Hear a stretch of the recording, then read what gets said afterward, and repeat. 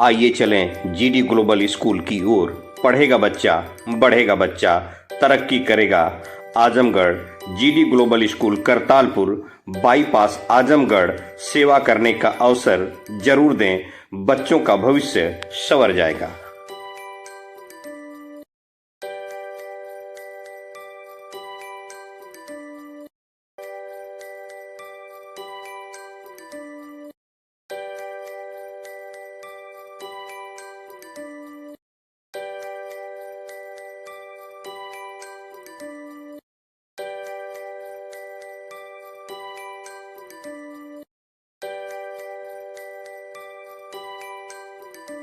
आप देख रहे हैं न्यूज़ 9 भारत, रखिए आपको सबसे आगे।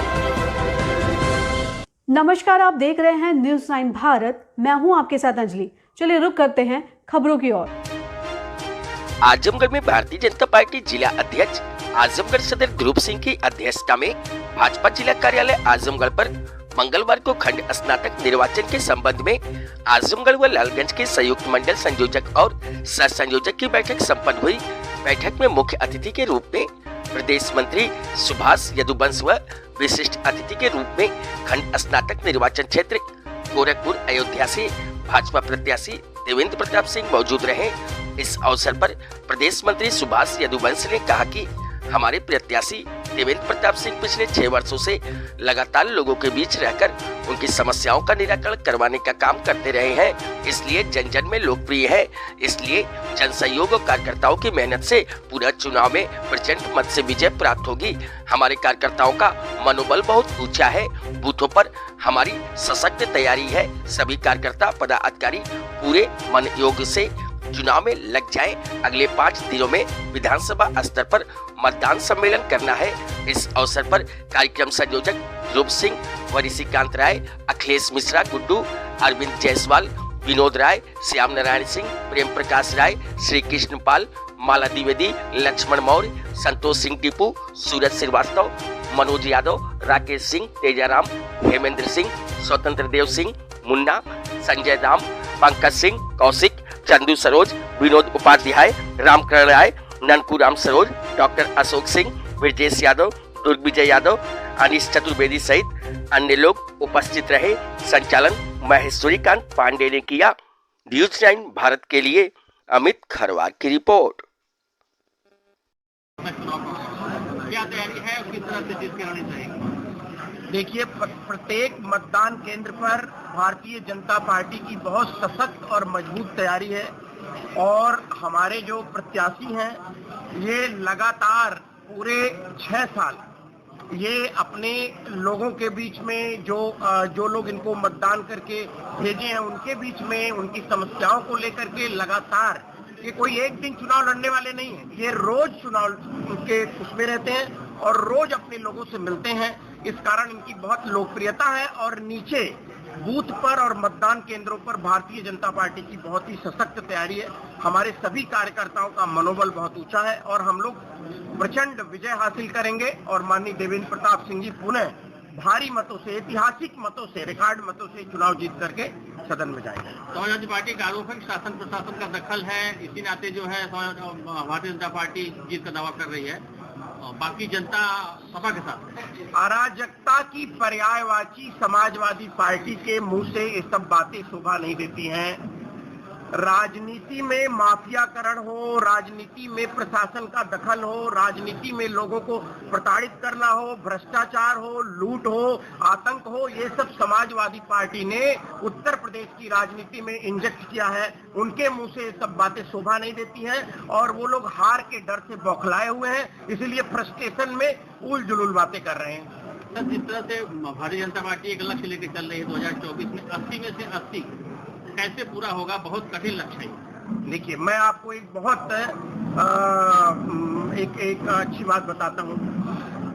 देखिए, आजादी के बाद के कुछ दिनों की बात आप छोड़ दीजिए, मान लीजिए 10-15 साल की, क्योंकि उस वक्त जो चुनाव होते थे वो आजादी के आंदोलन के साए में होते थे, लेकिन बाद के वर्षों में भारतीय जनता पार्टी हिंदुस्तान के राजनीति की अकेली ऐसी पार्टी है जिसने 50% से ज्यादा मत हासिल किए हैं। त्रिपुरा में हासिल किए, एक बार उत्तर प्रदेश में हासिल किए, गुजरात में हासिल किए। अभी आपने देखा होगा चुनाव, जब 51% चुनाव का मत हमको मिल जाएगा तो यह जो आंकड़ा आप बोल रहे हैं ये सिर्फ भाषण में नहीं है, हमारी तैयारी है 51% मत पाने की इस बार। और ऐसा करके हमने पिछले कई चुनावों में कई स्टेट में दिखाया है। आपने देखा होगा कि जब दोनों लोग मिल करके लड़ रहे थे और लोग कह रहे थे ये रेयर ऑफ रेयरेस्ट कॉम्बिनेशन है, इस बार तो बीजेपी साफ हो जाएगी, उस समय भी हम लोगों ने समाजवादी पार्टी और बसपा और कांग्रेस को जमींदोज करके भारतीय जनता पार्टी का परचम यहाँ पर बुलंद करने।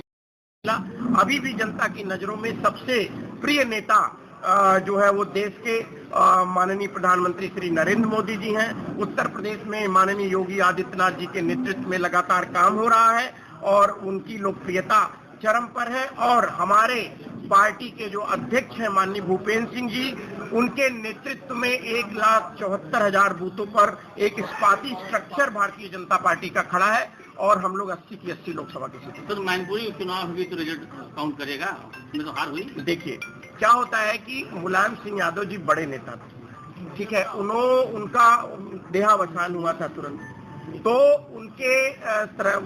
उनका एक वो था, एक लोगों के मन में एक श्रद्धांजलि का विषय था।